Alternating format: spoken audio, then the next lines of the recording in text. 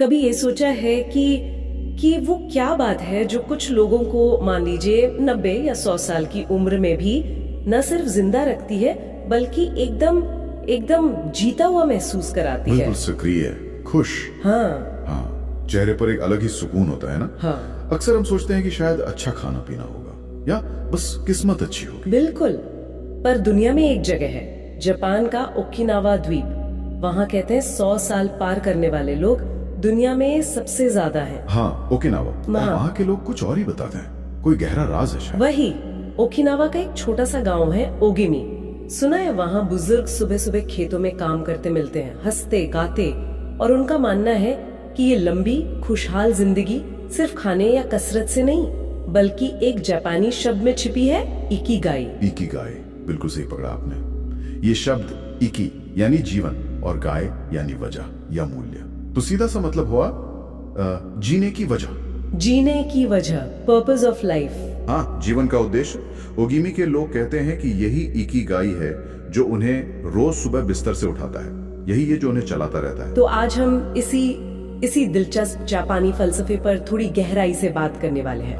हमारे पास Ikigai the Japanese secret to a long and happy life किताब के ऑडियो बुक सारांश की हिंदी स्क्रिप्ट है, और हम इसी के जरिए समझने की कोशिश करेंगे कि ये इकिगाई आखिर है क्या, इसमें ऐसी क्या ताकत है। बिल्कुल, और ओकिनावा की जीवन शैली से हम क्या सीख सकते हैं एक लंबा, सेहतमंद और सार्थक जीवन जीने के लिए। चलिए तो फिर शुरू करते हैं, इस अवधारणा को खोल कर देखते हैं। सबसे पहले ये इकिगाई है क्या, स्रोत इसे कैसे समझाता है? स्रोत इसे ना चार दायरों के मेल की तरह बताता है, जैसे 4 सर्कल एक दूसरे को काट रहे हो। पहला दायरा है वो काम जिसे करने में आपको सच में मजा आता हो, मतलब जिसे करके खुशी मिले। अच्छा, जिसे करने में दिल लगे। हाँ। ओके, और दूसरा दायरा है वो चीज जिसमें आप अच्छे हैं स्वाभाविक रूप से, आपका हुनर, आपकी काबिलियत, कोई ऐसी चीज जो आप आसानी से कर लेते हैं, मतलब जिसमें टैलेंट हो। तीसरा है वो काम जिसकी दुनिया को जरूरत है, समाज को या आपके आसपास के लोगों को ही सही, जिससे किसी की मदद हो, कोई वैल्यू क्रिएट हो। और चौथा दायरा पैसों से जुड़ा होगा शायद। हाँ बिल्कुल, चौथा है वो काम जिसके बदले में आपको पैसे मिल सके, जिससे आपकी रोजी रोटी चल सके, आजीविका। तो ये 4 चीजें हुई, पसंद, हुनर, दुनिया की जरूरत और पैसा। सही। और ये स्रोत कहता है कि जहां ये चारों दायरे मिलते हैं, मतलब आपकी पसंद भी हो, आप उसमें अच्छे भी हो, दुनिया को उसकी जरूरत भी हो और उससे कमाई भी हो सके, वही पॉइंट, वही इंटरसेक्शन आपका इकिगाई है। अच्छा, तो ये सिर्फ पैशन या सिर्फ नौकरी नहीं है? नहीं, ये उससे कहीं ज्यादा गहरा है। ये वो चीज है जो आपके होने को, आपके वजूद को एक मतलब देती है। ये एक संतुलन है असल में। ये तो अपनी जिंदगी का सेंटर पॉइंट खोजने जैसा हुआ। पर ये इतना जरूरी क्यों है?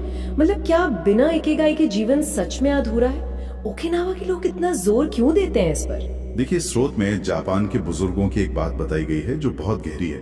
वो कहते हैं जब आपके पास जीने का कोई ठोस कारण होना तो आप किसी भी मुश्किल से लड़ने की हिम्मत रखते हैं। इकिगाई क्या करता है? वो जीवन को एक मजबूत सहारा देता है, एक दिशा देता है। हाँ ये तो है, वरना इंसान भटकता रहता है। बिल्कुल, ये सिर्फ सुबह उठने की वजह नहीं है, बल्कि जब जिंदगी में मुश्किलें आती है ना, तब भी टिके रहने की ताकत देता है। ये बात तो बिल्कुल सही लगती है। जब पता हो कि क्यों कर रहे हैं, किसके लिए कर रहे हैं, तो शायद हिम्मत बनी रहती है। और स्रोत ये भी कहता है कि तनाव कम करने में भी मदद करता है। हाँ, निश्चित रूप से। सोचिए एक ऐसी जिंदगी के बारे में जिसमें कोई लक्ष्य ही ना हो। स्रोत बताता है कि ऐसी दिशाहीनता से ना अंदर ही अंदर एक खालीपन सा आने लगता है, चाहे बाहर से सब ठीक दिखे। पर जिस इंसान को अपना इकिगाई मिल जाता है, उसके लिए हर दिन एक नया मौका होता है। वो निराश नहीं होता, बल्कि उसमें एक उत्साह होता है, एक सार्थकता का एहसास। ये तो बहुत बहुत जरूरी बात है, खासकर आज के समय में। अच्छा, ओकिनावा के लोगों की बात करें तो उनकी लाइफस्टाइल में एक और चीज है, धीमापन, स्लो लिविंग। ये इकिगाई से कैसे जुड़ा है? हाँ, उनका एक नजरिया है जिसे स्रोत में बताया गया है, हरी स्लोली, मतलब जल्दी करो पर धीरे धीरे, भागो मत। अच्छा, हरी स्लोली, ये कैसे? या कह लीजिए slow down and enjoy the moment, मतलब रफ्तार कम रखो और पल का मजा लो।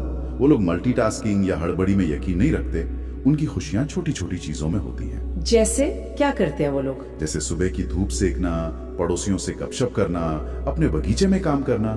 स्रोत में उनका एक मंत्र भी है, व्यस्त रहो लेकिन जरूरत से ज्यादा तनाव में नहीं। थोड़ा अजीब लगता है सुनने में, पर शायद यही बैलेंस है।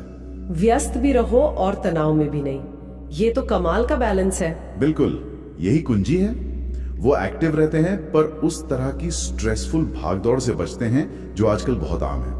तनाव कम करने के लिए वो ध्यान करते हैं, बागवानी जैसी शांत चीजें करते हैं या समुदाय के कामों में हिस्सा लेते हैं। और यही धीमी फोकस्ड लाइफस्टाइल उनकी लंबी उम्र का राज है। हाँ, ये एक बहुत बड़ा कारण माना जाता है।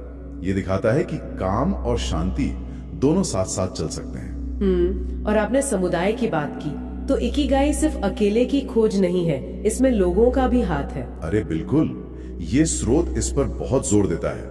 इकिगाई का एक बहुत जरूरी हिस्सा आपके आसपास के लोगों से, आपके समुदाय से आता है। ओगिमी गांव में एक मोआई नाम की परंपरा है। मोआई, ये क्या है? ये छोटे छोटे ग्रुप्स होते हैं, लोग मिलकर बनाते हैं।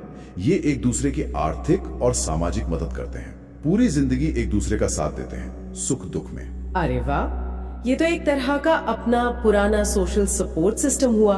आज के जमाने में तो इसकी बहुत जरूरत है, जहाँ लोग इतने अकेले होते जा रहे हैं। हाँ, और ये सिर्फ इमोशनल सपोर्ट नहीं है। स्रोत बताता है कि वैज्ञानिक रिसर्च भी यही कहती है, जिनके सामाजिक रिश्ते मजबूत होते हैं उनकी सेहत बेहतर रहती है और उम्र भी लंबी होती है। अच्छा? हाँ, जब आपको लगता है कि आप अकेले नहीं हैं, कोई है जो आपका ध्यान रखता है, तो उसका सीधा असर आपके मन और तन दोनों पर पड़ता है।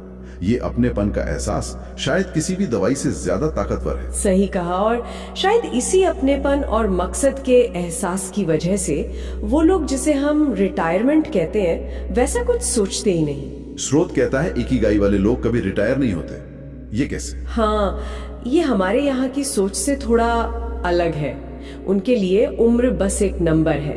वो शायद अपनी रेगुलर नौकरी छोड़ दें, पर वो काम करना नहीं छोड़ते जिससे उन्हें खुशी मिलती है या जिससे समुदाय को फायदा होता है। वो अपने अंदर के जोश से चलते हैं, उम्र से नहीं। तो रिटायरमेंट के बाद खाली नहीं बैठते। बिल्कुल नहीं, बल्कि शायद वो उन चीजों को और ज्यादा समय देते हैं जो उनका असली पैशन है, जैसे पेंटिंग करना या बागवानी या बच्चों को कुछ सिखाना। हाँ, या बस समुदाय के छोटे मोटे कामों में मदद करना। स्रोत में उनका एक मंत्र भी है, 80 के बाद भी चलते रहो, मतलब रुकना नहीं है। वाह, चलते रहो, सीखते रहो, जिंदगी चलती रहेगी। बिल्कुल, और ये सक्रियता सिर्फ शरीर की नहीं, दिमाग की भी है। कुछ नया सीखते रहना, दिमाग को एक्टिव रखना, ये सब इकिगाई से जुड़ा है। जब आप वो करते हैं जो पसंद है, तो रुकने का मन ही नहीं करता। वो काम बोझ नहीं, एनर्जी देता है। और जब कोई अपनी पसंद के काम में इतना डूब जाता है तो एक खास स्टेट में पहुंच जाता है। स्रोत उसे फ्लो कहता है। ये क्या चीज है? फ्लो, हाँ, ये एक मनोवैज्ञानिक है, मिहाई चिक्सेंटमिहाई, उन्होंने इसके बारे में बताया है। ये वो अवस्था है जब आप किसी काम में इतने मग्न हो जाते हैं कि आपको आसपास का, समय का, यहाँ तक कि भूख प्यास का भी ध्यान नहीं रहता। अच्छा, जैसे हम कहते हैं पता ही नहीं चला टाइम कहाँ गया। बिल्कुल वही, आप पूरी तरह उस काम में खो जाते हैं, आपका पूरा ध्यान वहीं होता है। चुनौती और आपके कौशल के बीच एक परफेक्ट बैलेंस होता है। और ये इकिगाई के लिए जरूरी क्यों है? स्रोत का मानना है कि इकिगाई को महसूस करने और उसे बनाए रखने के लिए फ्लो बहुत जरूरी है। जब आप अपने इकिगाई वाला काम कर रहे होते हैं, जो आपको पसंद है, जिसमें आप अच्छे हैं और जिसका कोई मतलब है, तो आप अक्सर अपने आप ही फ्लो स्टेट में चले जाते हैं। तो फ्लो में होना अपने आप में एक इनाम है, सिर्फ काम पूरा होना ही नहीं। हाँ, ये गहरी संतुष्टि देता है, बाहरी इनामों से भी ज्यादा। इस अवस्था में कोशिश और खुशी एक हो जाती है। काम काम नहीं लगता, एक तरह का खेल बन जाता है। और स्रोत कहता है कि बार बार फ्लो का अनुभव करना ही खुशहाल और सार्थक जीवन की कुंजी है। इकिगाई आपको उन कामों की तरफ ले जाता है जहाँ फ्लो मिलना आसान होता है। अच्छा, अब जरा खान पान पर आते हैं। ओकिनावा के लोगों की लंबी उम्र में डाइट का भी बड़ा रोल है। स्रोत में एक नियम का जिक्र है, हारा हाची बू। ये क्या है? हारा हाची बू, ये सदियों पुरानी एक सीख है। इसका मतलब है पेट को सिर्फ 80% तक भरो, मतलब ठूस ठूस कर मत खाओ। ओह, सिर्फ 80%, मतलब थोड़ी भूख रखकर उठ जाओ। हाँ बिल्कुल, जब लगे कि बस पेट भरने ही वाला है, हल्का सा खालीपन बाकी है, तभी खाना बंद कर दो। ये ज्यादा खाने से बचने का बहुत सीधा और असरदार तरीका है। सुनने में आसान है पर करने में शायद मुश्किल। खैर, और उनके खाने में क्या खास होता है? उनका खाना ज्यादातर पौधों पर आधारित होता है। खूब सारी ताजी सब्जियां, फल, टोफू, समुद्री शैवाल यानी सीवीड, और हाँ, थोड़ी मछली भी।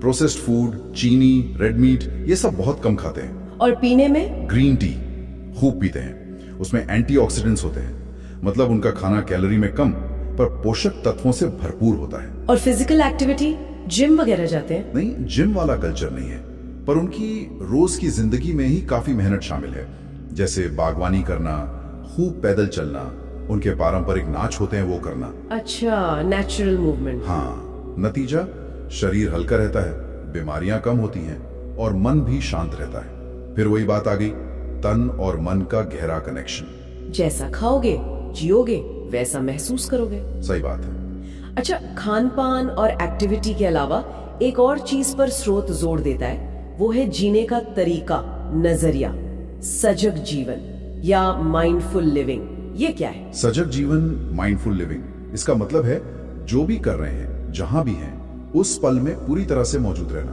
बिना किसी जजमेंट के, बस वर्तमान में जीना, ऑटो पायलट पर नहीं। तो ये सिर्फ मेडिटेशन नहीं है? नहीं, ये उससे कहीं ज्यादा है।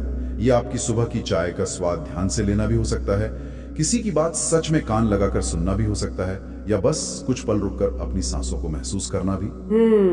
स्रोत एक टिप देता है, रोज सुबह थोड़ा समय निकालकर कृतज्ञता यानी ग्रैटिट्यूड का अभ्यास करें। सोचें कि आप किन चीजों के लिए शुक्रगुजार हैं, आज के दिन में क्या अच्छा हो सकता है। और इससे क्या होता है, मतलब क्या फायदा है इसका? देखिए, जब आप शुक्रगुजार होते हैं तो आपका नजरिया पॉजिटिव हो जाता है। आप उन चीजों पर ध्यान देते हैं जो आपके पास हैं, ना कि उन पर जो नहीं हैं। इससे स्ट्रेस कम होता है, खुशी बढ़ती है, आप जीवन की छोटी छोटी चीजों को भी अप्रिशिएट करने लगते हैं। ये वर्तमान में जीने का अभ्यास है जो इकिगाई के अनुभव को और गहरा बनाता है। तो हमने इकिगाई के कई पहलू समझ लिए, उसका मतलब, महत्व, स्लो लिविंग, कम्युनिटी, एक्टिव रहना, फ्लो, डाइट, माइंडफुलनेस, ये सब ओकिनावा के लोगों से जुड़ा है। पर अब सबसे बड़ा सवाल, कोई अपना इकिगाई ढूंढे कैसे? इन सब बातों का निचोड़ क्या है? अपनी जिंदगी में कैसे उतारें इसे? स्रोत हमें वापस उन्हीं 4 सवालों पर लाता है जो इकिगाई की जड़ है। अगर अपना रास्ता खोजना है तो ईमानदारी से खुद से ये पूछना होगा, पहला, मुझे सच में क्या करना पसंद है, क्या करते हुए मैं सब भूल जाता हूँ। दूसरा, मैं किस चीज में अच्छा हूँ, मेरे अंदर क्या टैलेंट है। ओके।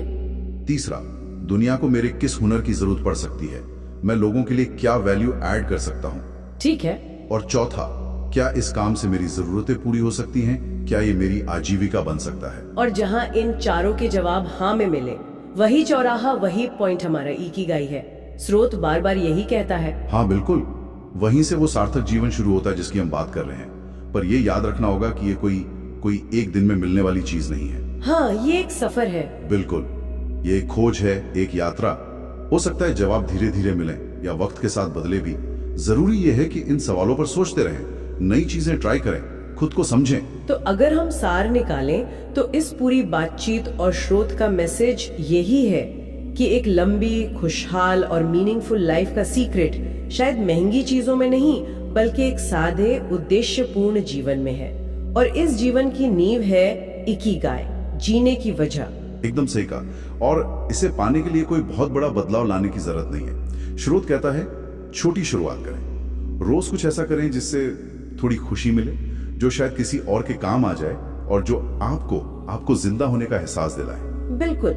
और जैसा स्रोत में कहा गया है, वो बात याद रखने लायक है, जिस दिन किसी को अपना इकिगाई मिल गया, समझिए उसी दिन उसने सच में अपनी जिंदगी जीनी शुरू कर दी। हाँ, ये सब बातें सोचते हुए मेरे मन में एक सवाल आ रहा है, क्या इकिगाई को हमेशा उन्हीं 4 दायनों, पसंद, हुनर, जरूरत, पैसा के संगम से ही देखना जरूरी है? मतलब क्या ऐसी छोटी छोटी रोज की चीजें नहीं हो सकती, जैसे किसी अजनबी की बेवजह मदद कर देना, या कोई पुराना गाना गुनगुना लेना, या बस शांत बैठकर आसमान को देखना, जो शायद सीधे सीधे उन 4 दायरों में फिट ना हो। हाँ, हो सकती हैं। लेकिन फिर भी हमें लगातार एक मकसद का या एक गहरे, सुकून भरे आनंद का एहसास कराती हो। इन छोटी, शायद अनौपचारिक सी खुशियों को पहचानना, उन्हें महत्व देना, ये किसी के व्यक्तिगत इकिगाई के एहसास को कैसे और गहरा बना सकता है, भले वो उस 4 सर्कल वाले मॉडल में पूरी तरह फिट ना बैठती हो। ये सोचने वाली बात है ना?